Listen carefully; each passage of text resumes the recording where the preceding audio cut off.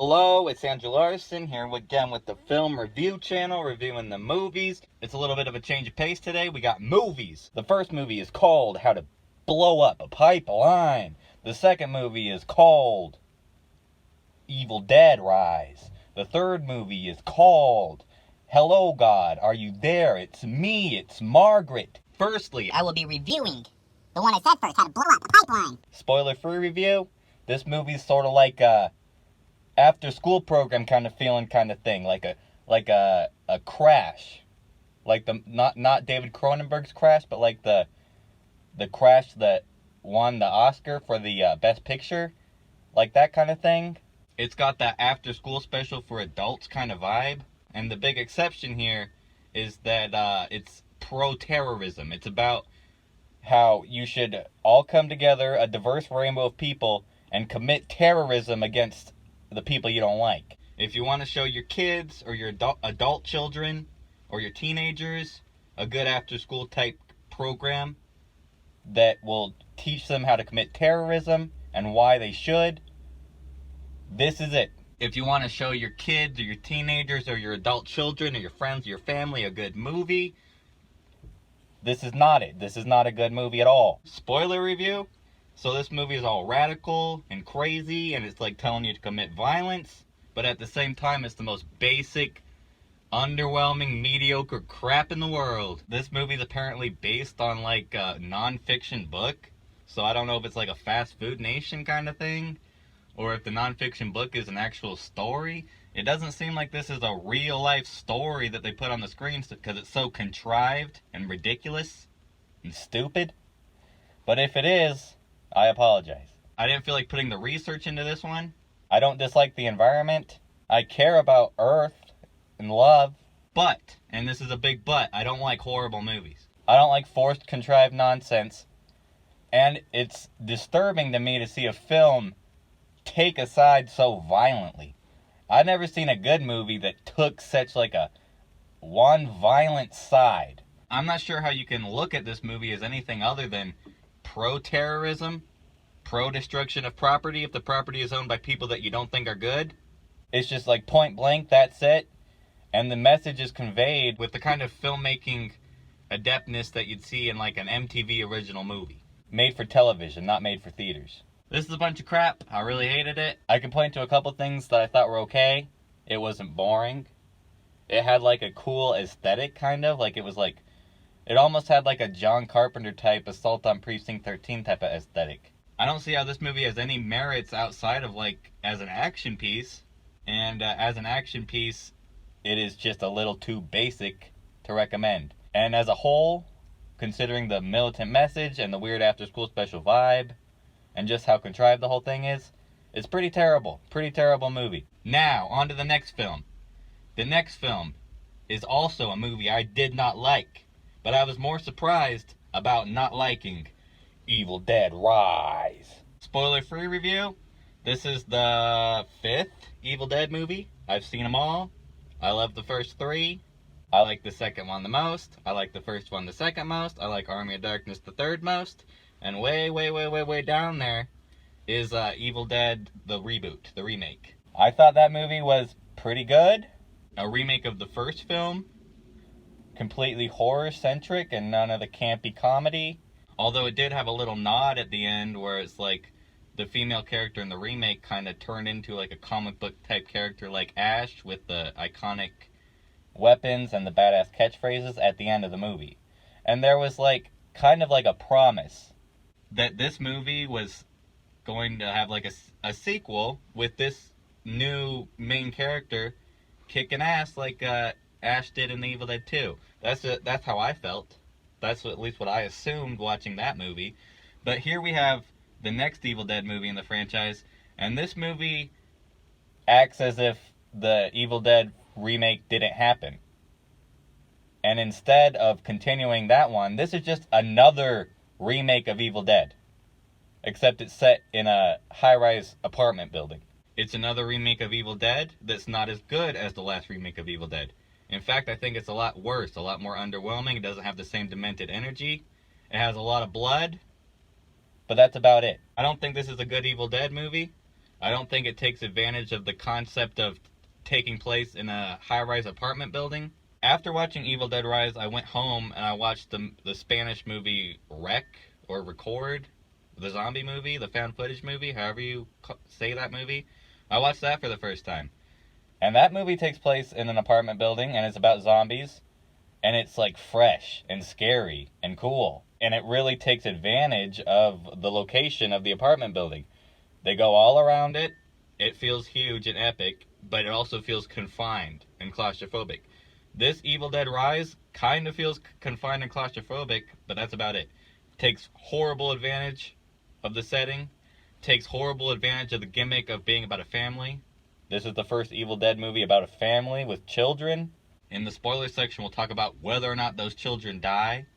But either way, it doesn't add a whole lot to the movie. And family is about the only thing that this movie has to add to the Evil Dead franchise. Family and an okay new Deadite at the very end. Prior to this, there has never been an Evil Dead movie that I disliked. But I really dislike this one. I don't like this one much at all. I had a similar experience with Scream 6. That was the first Scream movie that I didn't like. This is the first Evil Dead movie that I don't like. Evil Dead Rise is better than Scream 6, but not by a whole bunch. It seems like a lot of Evil Dead fans like this movie a lot more than I did. I don't know. Spoiler review? It starts off with a random scene that adds nothing to it, and it's just like something that was shoved in there by the producers to make sure that it starts out with some action. It's that kind of movie. It starts out with these random characters, and they get possessed by the Evil Dead spirit, and they hurt each other. And it's real scary. And then it cuts to the actual plot of the movie, which has nothing to do with what we just saw. And it wraps around at the end to include this beginning segment in a really contrived way. Horrible stuff. Bad horror movie 101. Then the plot of the movie proper starts. We get a female hero. We get another female hero. We get these kids. One of them looks like Justin Bieber. The other one looks like Justin Bieber. One's a girl, one's a boy. I don't know which one's which. They're a family. There's like an aunt and a mom and the kids.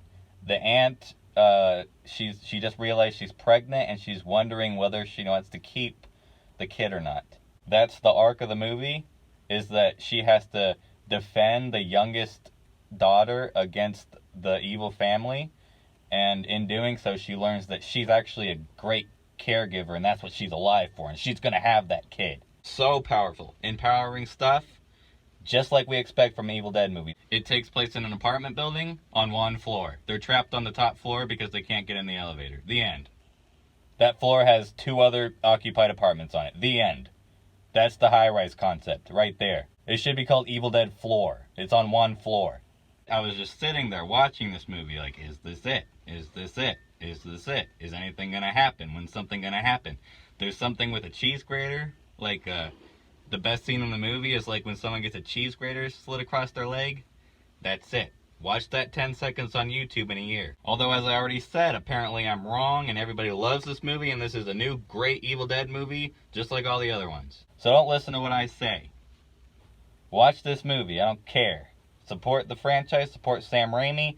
Sam Raimi says he's going to be producing new Evil Dead movies every 1 or 2 years. I guess I'll go watch them. I don't know what's going to make me stop watching them. I can't imagine an Evil Dead movie that's worse than this one, but I imagine pretty soon I won't have to imagine an Evil Dead movie that's worse than this one, because they'll be coming out every fucking year. Another thing I hated about this movie is like the Deadite voice, like the Evil Dead spirit.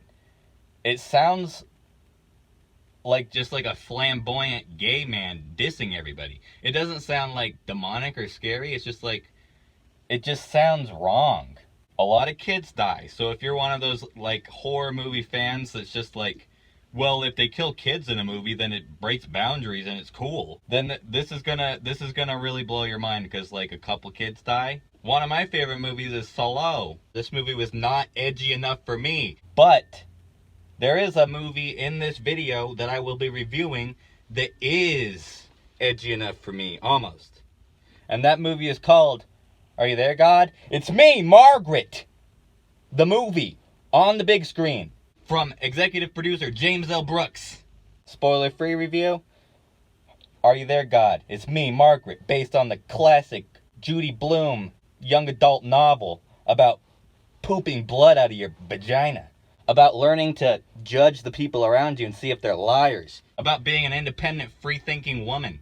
Spoiler-free review? I love Are You There, God? It's Me, Margaret. That's one of my favorite books of all time. I relate to the story. I consider it the story of my life. I didn't know they were making a movie about this book until I saw the trailer. I saw 1 second of the trailer. I knew exactly what it was. Closed my eyes, covered my ears. And I didn't know anything about the movie going in, except for that 1 second I saw the trailer and the poster. Suffice it to say, knowing what I did know, I had my hopes pretty high, and I was thinking this was going to be a fantastic masterpiece, easy 100 out of 100 A+ masterpiece, one of the greatest new films of all time, and I was going to be able to add a fantastic, perfect film adaptation, one of my favorite books, and my favorite films list. But that's not what I got. That's not what I get here. Instead, it's just good. It's just pretty great, not fantastic. And it's for a couple of reasons, and I will go into those reasons in the spoiler section. But right now I will just say that even though I was disappointed, this is still a great movie. If I had never read the book and I had just gone into this movie, I imagine I would have been pretty floored by it, and I probably would love it on its own. But as it stands, it's just a film adaptation of a much better book. Spoiler section. So Are You There, God? It's Me, Margaret. The great book. You put it on the screen. That's the promise that this movie makes. This movie posits itself as a 1-1 adaptation of the source material. It's the book on the screen. It's a period piece. Takes place when the book came out. Everything in the book is on the screen. But it doesn't quite make good on that promise. The actress playing Margaret was a great choice. Great casting choice. And she does a great job. But I feel like maybe they should have worked with her more on doing the eyebrow thing. She needs to be able to raise one eyebrow on command. I couldn't even really tell if they were going for that at all. There's like a scene or two where the actress's eyebrow kind of raises, but I don't even know if it was a direction. Fault number 1, not the biggest fault. Of course, the novel, Are You There, God? It's Me, Margaret. It's about a little girl going through puberty. She's got kind of a strange relationship with her grandparent on her father's side, who is Jewish. This grandparent is a little overbearing. Since Margaret is still young, she doesn't care about it. She has a close relationship with this grandparent. But you know that as soon as Margaret goes through puberty, she's not going to want to be around this grandparent anymore. And it's going to turn into a much darker kind of relationship. This grandmother is played by Kathy Bates. She likes to exert control over Margaret, and she wants to turn Margaret into a young, proper Jewish woman. Meanwhile, Margaret's grandparents on her mother's side want to turn her into a nice young Christian woman. But she's never actually met them because they turned their backs on Margaret's mother because she married a Jew, played by Benny Safdie. Margaret's mother is played by Rachel McAdams. All 4 of these characters, Margaret, the grandma, the mom, and the dad, great performances. I have no issue with the performances outside of, like I said, I think the director should have worked more with the Margaret actress to make sure she's doing the thing, the eyebrow thing. I don't have an issue with the performances, but I do have an issue with some of the characterizations from a writing perspective. In the novel, there's a scene where Margaret directly confronts her Jewish grandma. In this movie version, that scene has been combined into a scene where she confronts her grandparents on her mother's side. So this movie whitewashes the relationship between Margaret and her Jewish grandmother, played by Kathy Bates. It diminishes the darkness inherent in that relationship that's a part of the book. We don't get a scene of Margaret confronting that grandmother, which is integral to Margaret's development as a character. So ironically, in 2023, they made a movie with Margaret, and they took away one of her most girl boss elements. Benny Safdie does a great job as Margaret's dad. One of the best parts of the movie. The dad character is exactly like in the book. Nothing's changed. It's a good performance, a good characterization, good writing and direction. But problems, again, come up when we get to the mother character, Rachel McAdams.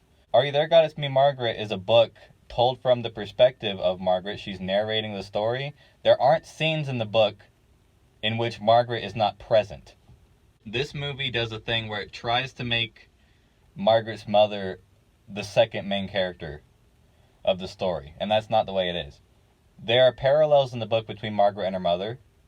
Just as there are parallels between Margaret and pretty much every other person she interacts with. They're all aspects of her own self that she has to figure out and deal with on her own. There aren't dual main characters. It's not, are you there, God? It's me, Margaret, my mom. Rachel McAdams has to go through her own, like, independent woman arc where she learns to think for herself, even though she's not a pubescent young girl, so it doesn't make as much sense. It's like a side plot where she gets involved with the PTA. She learns that she doesn't want to be involved in the PTA. She wants to be a free artistic spirit that paints. Of course, Margaret's mother painting was a part of the book. I didn't hate that stuff. It was fine. Rachel McAdams does a good job. It makes sense. If you're going to add something, that's something that, I mean, I can see where you're coming from to want to put that into the movie, but I think it takes away from it. It was not as good as the Margaret stuff, and just really doesn't add anything at all. Now, let's get to I'll go back to the subject of the other confrontation that this movie adaptation leaves out that was in the book and is integral to the development of Margaret as a character. There's the character of Moose. It's Margaret's crush in the book. In the book, this crush is someone who Margaret feels peer pressured into not liking because of her friend. And not only that, but she also mistakenly comes to believe over the course of the book that Moose is kind of like a chauvinist pig that has made up lies about another female student. The tall student. At the end of the book, the very end of the book, it's one of the most important parts of the book. It's the thing that causes Margaret to get her period at the very end of the book.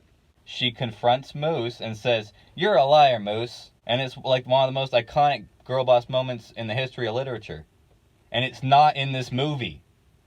There's no lie. There's no conflict involving Moose whatsoever. Moose is just a guy that she likes, and there's no problem. The movie has her lying about liking Moose, but there's no reason for her to do so because she's not peer pressured into not liking him. It's just nonsense. The ball has been flubbed when it comes to the Moose plot line in the Are You There, God? It's Me, Margaret movie. Those are huge problems I have with the movie. There's one more gigantic problem that I have with the movie. Besides all those things, a main throw point of the novel is that Margaret is doing like a year-long project in her class. She can choose the topic and it's whatever she wants. And the teacher doesn't have much input. And Margaret, in the novel, on her own volition, decides to make the project about her experiencing different religions and deciding which one she likes the most. Because her family has no set religion, in the novel, every other child around her has a set religion, and Margaret decides that she wants to make that decision for herself. And when she turns the project into her teacher at the end of the novel, there's the unspoken sense that Margaret doesn't know, like, how important and serious the topic that she's been researching and thinking about on her own is. This movie strips that autonomy away from Margaret by having the teacher say, "How about you do your project on religion?" 2023, you girl boss Margaret, and you take away her autonomy? Who is this Margaret? This Margaret is... They destroyed Margaret. Once again, this is a creative choice that's a change from the source material where I can see the logic of the writer and director. I forget her name. I can see the logic that she was using. She wanted to make things more cinematic and cohesive. In the novel, the teacher character doesn't really have a whole lot to do in relation to the direct plot. But that's the way it was supposed to be. Judy Blume's original novel is perfect. In my opinion, I think it's an absolutely perfect story. It's a perfect balancing act. Every single small part of that novel is there for a reason, and it all comes together perfectly. And this movie is at once an exact adaptation of the novel, but it changes small things that just fuck up the balance. So it's like just a bastard half thing. With all that said, those are all the things that I don't like about this movie. Are You There, God? It's Me, Margaret. Movie Margaret might not be my Margaret, but she's still a great Margaret. She's still a great Margaret. She still learns a great lesson. It's still a great story. It's still beautiful. There's a lot of great scenes, and there's at least one scene that I feel improved on the said scene from the book, and that would be the scene in which the character of Nancy, Margaret's friend, gets her first period. It brought a tear to my eye. It was so emotionally affecting. But of course, on the flip side, there are moments that I would have expected to be emotionally affecting that weren't. Because they either weren't there, like the major character confrontations between Margaret and the grandma and Margaret and Moose, or they were neutered. I definitely recommend this movie to people that have never read the book and have no intention of ever reading the book. I'm sure if you're a fan of the book, you're going to want to see what they did because you're curious, and it's pretty interesting and cool and great what they did, but it's not perfect. This is a problem that people have experienced over and over and over again since the beginning of adaptations. Adaptations, they really only work if the person watching the adaptation does not have like a stringent obsession, reverence for the source material, like I do for the source material here.